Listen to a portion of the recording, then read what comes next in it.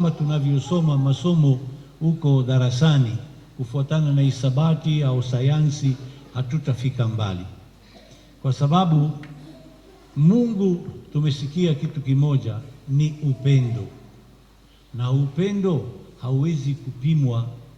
Huwezi kujua ni ya rangi gani, huwezi kujua ni uzito gani, wala lina umbo gani.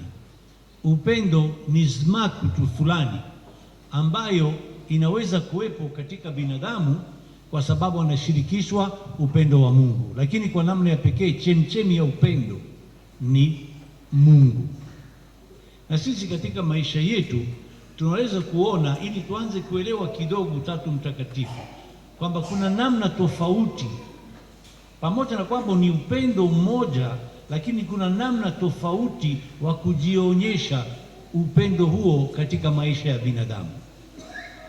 Mtu anapompenda mwenzie wa ndoa, wana upendo mkubwa sana, wana upendo kubwa kweli kweli, lakini wanapopata mtoto, upendo walionao kwa mtoto ni tofauti na ule upendo walionao kati yao.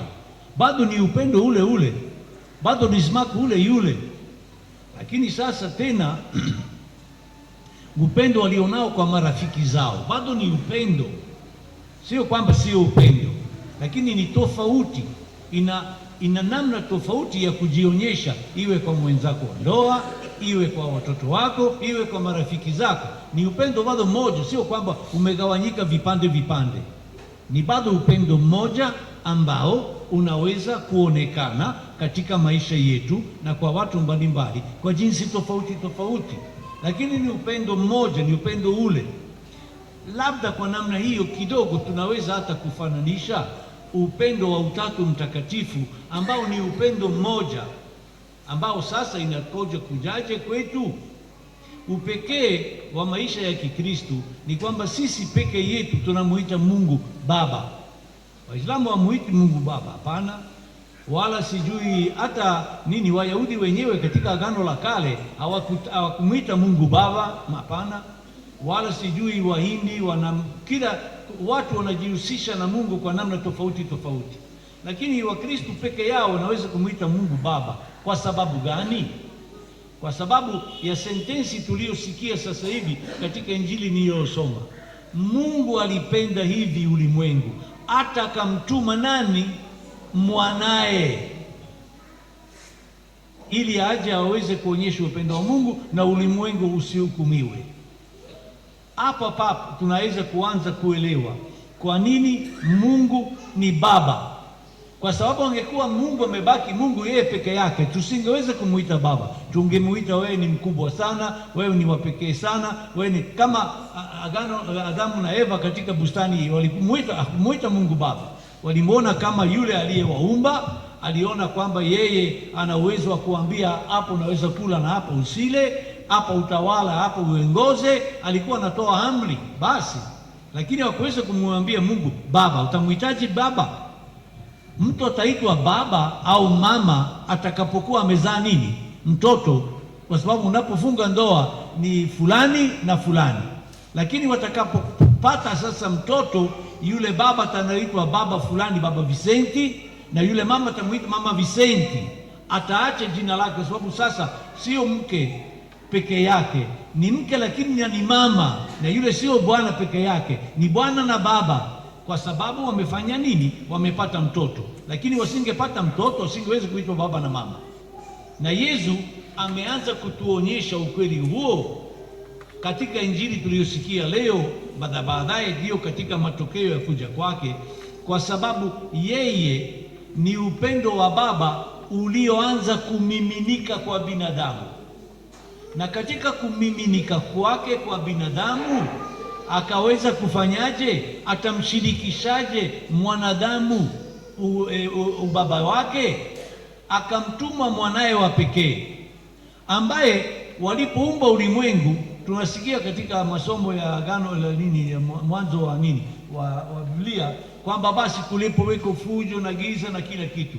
Sasa Roho wa Mungu ulikuwa nakaa juu ya hiyo giza na fujo. Baadaye sasa Mungu akatamka neno na lile neno likawa na nguvu ya kuanza kufanya ulimwengu uweze kuwepo kwa jinsi tunavyoiona sisi, ile ulimwengu ya nini. Kwa hiyo na baadaye alipotengeneza binadamu, basi akapuliza na roho yake ndani ya binadamu. Sasa hapo tunaanza kuona ya kwamba Utatu Mtakatifu ulikuwepo tangu mwanzo, hata tangu kuumbwa kwa ulimwengu, lakini sasa haukuweza kuonekana katika ukamilifu wake mpaka Mungu alipenda ulimwengu, akaonyesha sasa upendo huo kwa namna gani? Kwa kumtuma neno lake, hekima yake iweze kupata mwili. Yesu ni neno la Mungu, ni hekima ya Mungu uliopata mwili. Ndio sababu tunasema Yesu ni binadamu kweli na Mungu kweli. Sasa Mungu kwa hiyo akaanza kuonyesha upendo wa kuweza kumiminika nje yake kama baba na mwana wanavyopendana na wanazaa mtoto. Na Mungu sasa ndiyo kwa kumleta neno lake, hekima yake kupata mwili kwa uwezo wa Roho Mtakatifu. Bikira Maria alipata mimba kwa uwezo wa Roho Mtakatifu. Ni nguvu ya upendo wa Mungu ulioingia ndani ya Bikira Maria ukamfanya aweze kupata mimba na akamzaa Yesu. Yesu ndiyo ni Mungu kweli na binadamu kweli. Sasa Yesu ndiye aliyetufunulia ukweli huo. Kila mara katika Injili atasema juu ya Baba, na atakapowaambia mitume utufundishe kusali, alipoambiwa utufundishe kusali, hakuanza kusema basi kwa sali chukua Zaburi namba fulani, sijui sentensi namba fulani, akisema muite Mungu nani? Baba. Tena Baba mpenzi, kwa sababu katika lugha ya Kiebrania ni baba ambaye anaonyesha upendo kabisa, yupo karibu kabisa na mtoto wake. Basi ndio hiyo, ukitaka kusali kweli sema neno hilo Baba, kwa sababu sio kwa sababu kusema Baba ni kwa sababu ya kujisikia kwamba wewe ni nani? Ni mwana. Na sisi tunapata lini kuwa mwana? Kwa nini Yesu ametuambia ya kwamba na sisi sio yeye peke yake, ni upendo wa Mungu uliomiminika ulikaja ulimwenguni, na kule yeye ndiyo alionekana kama mwana wake. Na sasa sisi tunapataje? Tunapobatizwa tunafanyiwa nini? Tunafanyiwa nini? Watoto wa Mungu. Katika ubatizo sisi ndio tunapata uwezo wa kumwita Mungu Baba, na ndio sababu baada ya mtoto kubatizwa kwa mara ya kwanza tunasali kwa pamoja Baba yetu. Na kama mtu ni mkubwa, walikuwa ndio wanasema kwa mara ya kwanza sala ya Baba yetu baada ya kubatizwa watu wakubwa. Sasa sisi kwa kuwa nabatizwa hata na wadogo, basi kwa hiyo sasa kwa niaba yao tunasema hiyo, baadaye nao tunawafundisha kwamba watoto ni watoto wetu, ni watoto pamoja na kuwa watoto wangu na watoto wako mke wangu ni watoto wa nani? Wa Mungu. Kwa hiyo sasa sisi tunaweza kuelewa kwamba sasa upendo uliomiminika kutoka baba na mama Mungu na Yesu, sasa kulikuwa na ule upendo sasa uliokuwa unawafanya wao waunganike, umemiminika mpaka ndani yetu. Tumeshirikishwa katika upendo huo, na kwa hiyo Utatu Mtakatifu sio kitu ambacho kinamuhusu Mungu peke yake na yuko pale juu mbinguni anafanya mahesabu yake. Hapana, ni kitu ambacho ni utajiri wa upendo. Achana hesabati, ni utajiri, ni zmaku ya upendo wa Mungu ambapo unamiminwa ndani mwetu, na sisi baadaye tunaanza kuwamiminia. Tafadhali mwanangu, hiyo ni ngumu sana hiyo. Sasa na huyu kama utanishinda katika kelele zake, basi hatuendi mbali. Basi kwa hiyo ni ile nguvu, ile zmaku iliyopo kati Yesu na Mungu ambapo inamiminwa kati yetu, ni ile nguvu ya zmaku ile ambapo inamiminwa ndani yetu, na ndio na sisi tunaweza kumwita Mungu nani? Baba. Sijui mpaka hapa umenifuata? Ni kitu ambacho sio tumefundishwa kitu cha kujia hesabu, sijui kwamba najua hesabu fulani, kwa sababu hatutaweza sisi kwa uwezo wetu kuelewa Utatu Mtakatifu. Hatuwezi, kwa sababu sisi tumezaliwa kwa udongo, na ule udongo wetu ndio unaotubana. Tunaweza kujua rangi, tunaweza kujua uzito, tunaweza kujua upana, tunaweza kujua mambo mengine yote hayo, sawa, lakini hii haiendani na upendo. Upendo ambapo unamiminwa kati yetu ni upendo ambao ulikuwa katika Utatu Mtakatifu uliowaunganisha. Ni upendo uliowaunganisha ambao umeonekana katika Yesu, na kutoka kwa Yesu umekuja mpaka kwetu. Naona sasa, kwa mfano nilivyosema, upendo tuliosema hapo mwanzo kati ya mtu na watu wanaofunga ndoa, ule upendo sasa uliopo kati yao unaonekana katika kufunga ndoa. Ndio sababu tunasema lazima upendo ule, kama ni wa kweli, ubarikiwe mbele ya Mwenyezi Mungu. Ni nguvu ya upekee sana, ambapo ni tofauti sana na upendo mwingine ambapo unaweza kuwepo inaowaunganisha wao kufanya kitu kimoja. Wataacha baba yao na mama yao, wataungana na watakuwa kitu kimoja. Ni kama unapojua smaku, unapochukua smaku unaweka chuma mbele yake, inaunganika. Hujaweka gundi, hujaweka nini, inakaa pamoja, inakuwa kitu kimoja. Na ndio upendo kati ya watu wawili wanaofunga ndoa, inawaunganisha. Hawawezi kusema binadamu asitenganishe alichokiunganisha Mungu, sitenganishe. Kwa hiyo ule upendo ule, sawa, unaonekana baadaye katika sasa kumiminika nje yao, na mtoto anapatikana.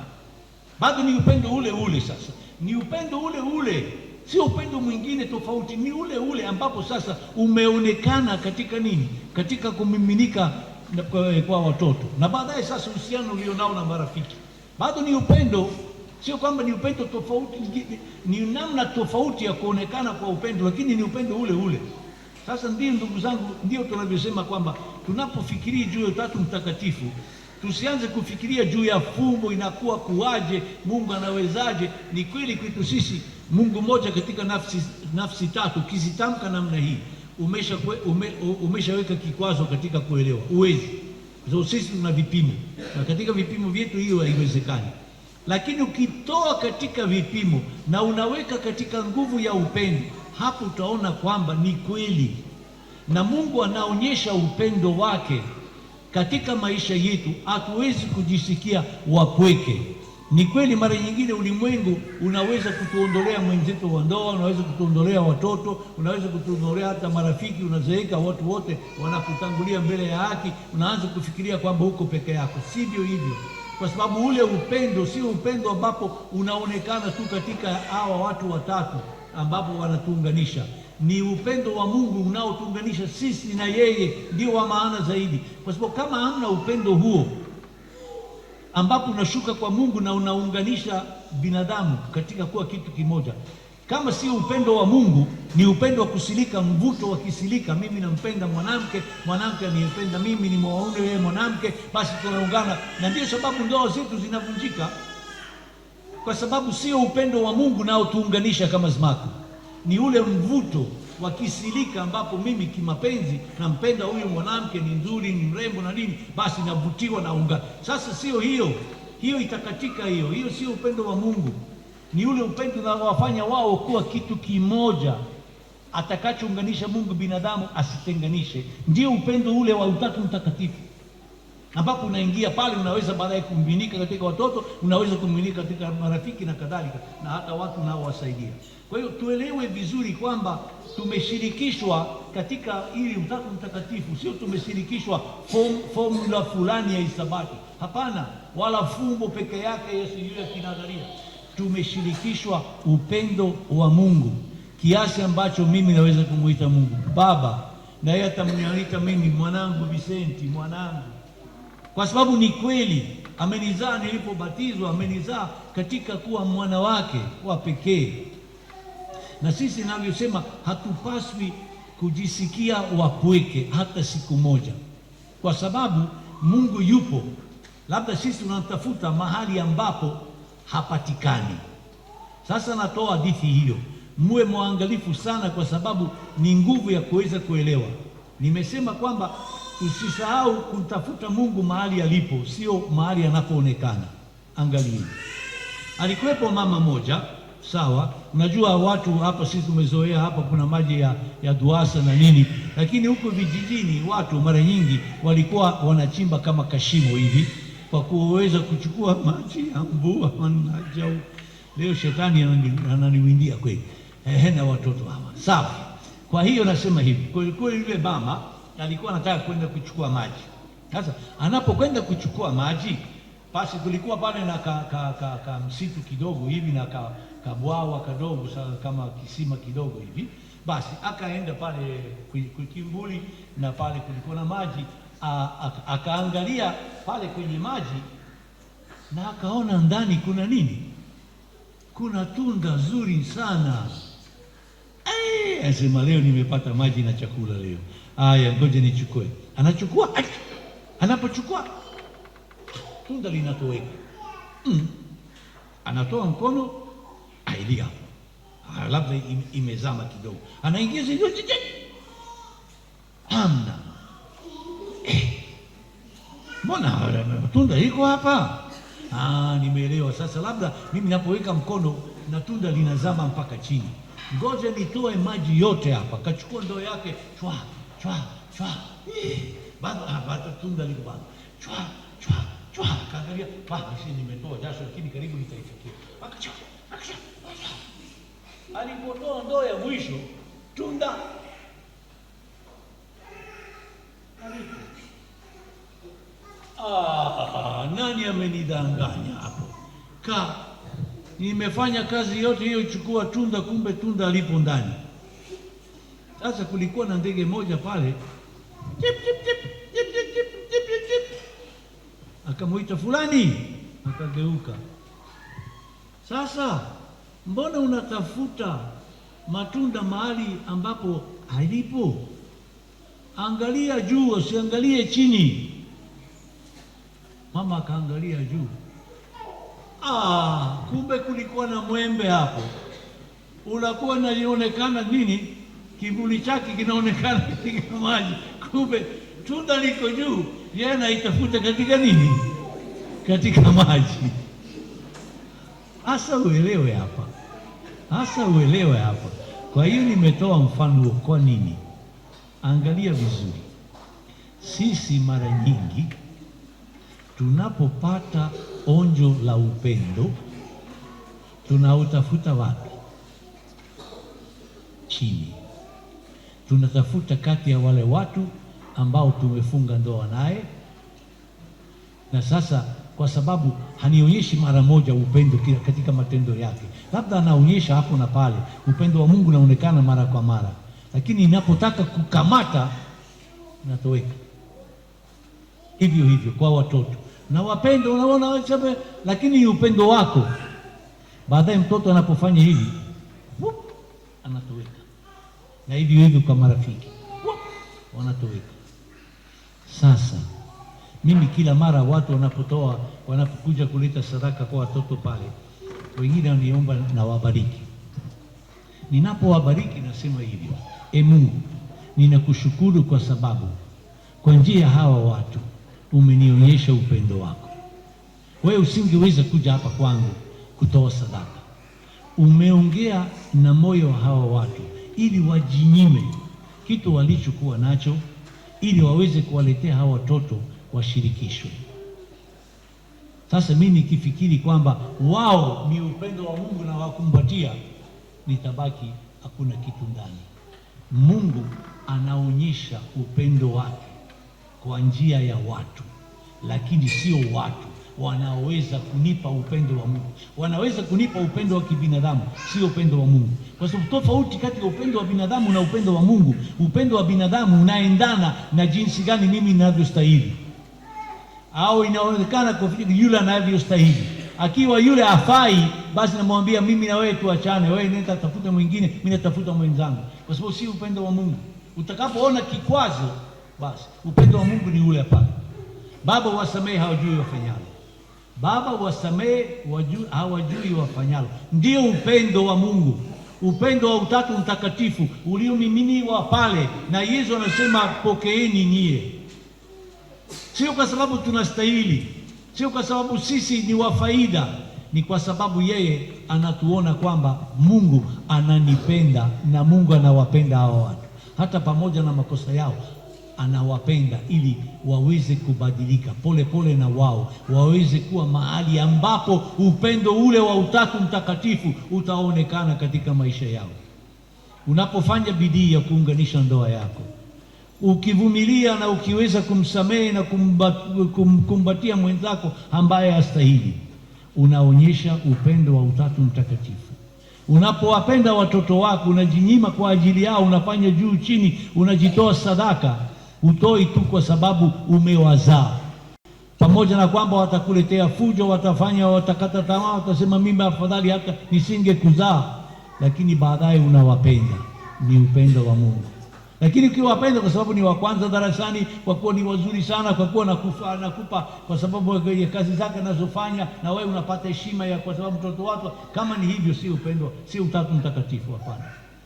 Utatu Mtakatifu, upendo wa Utatu Mtakatifu ni ule ambao unatoka kwako na unaenda kwa watu, iwe ndoa, iwe watoto, iwe kanani yote. Unapenda si kwa sababu wanastahili, ni kwa sababu wewe una nguvu hiyo ndani.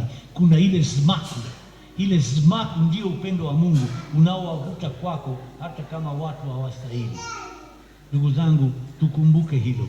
Tusitafute katika maji, tusitafute katika watu upendo wa Mungu. Upendo wa Mungu huku karibu na mimi na huku na wewe.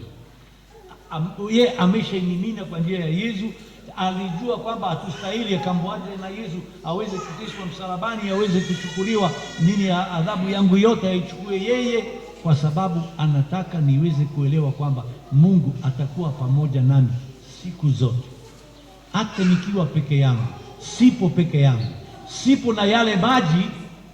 na yale maji ya watu kando kando yangu, lakini angalia juu, upendo ambao ulikuwa unaonekana katika watu huko juu, ukitafuta katika maji upati, ni juu. Na ukimwangalia yeye, ule upendo wa Utatu Mtakatifu utakuwepo siku zote katika maisha yetu, na sisi tutaonyesha ukweli wa Utatu Mtakatifu tutakapoweza kupendana, ambapo ndani yake kuna upendo, msamaha, huruma, uvumilivu. Hayo yote tu ni matunda ya Roho, na yote hayo ni sura ya upendo wa Utatu Mtakatifu ambao umeshamiminwa ndani yetu kwa njia ya Kristo. Kwanza imeenda kwake, na baadaye sisi tumemiminiwa, tumechukua na tunaishi. Kwa hiyo utakapoongea na watu juu ya Utatu Mtakatifu, ukitaka kumweleza kwa mbinu wa utakazotumia ya kupima na kuelea, haipo, hakuna cha hisabati. Ni onjo la upendo, nguvu, zmaku ya Mungu inayokufanya uweze kupendana na watu mbali na uwezo wao ya kuweza kustahili kupendwa. Hapo ndipo utaonyesha Utatu Mtakatifu, kwa sababu ni nguvu ya Roho Mtakatifu unaofanya kazi ndani yetu. Tusisahau, hatupo peke yetu. Hakuna kitu kitakachotutenganisha na upendo wa Mungu. Nasema Mtakatifu Paulo, hakuna kitu kitakachoweza kututenganisha. Sisi tunaweza kuamua kutengana, lakini hakuna kitu kitakachotutenganisha. Yote yatakayotokea, yote yasiweke wasiwasi kichwani mwako kwamba Mungu hayupo karibu nawe na upendo wake umekuacha. Mungu amekuumba na anakusubiri tuende kwake, tukae baadaye milele pamoja naye, na tuonje ule sasa ukamilifu wa ule Utatu Mtakatifu na upendo wake. Ni kama pumzi tunaopumua sisi. Pumzi tusifikirie ni pumzi tu ya mapafu tu, ni pumzi ya upendo wa Mungu. Ni pumzi la upendo wa Mungu unaotufanya tuweze kuwa wazuri zaidi au wenye jitihada zaidi ya kufanana na Mungu katika maisha yetu, aidhuru matokeo yanayoonekana katika maisha hayo. Mungu awape Utatu Mtakatifu, ukweli Utatu Mtakatifu katika maisha yenu, katika jina la Baba na la Mwana na la Roho Mtakatifu. Amina. Tumsifu Yesu Kristo.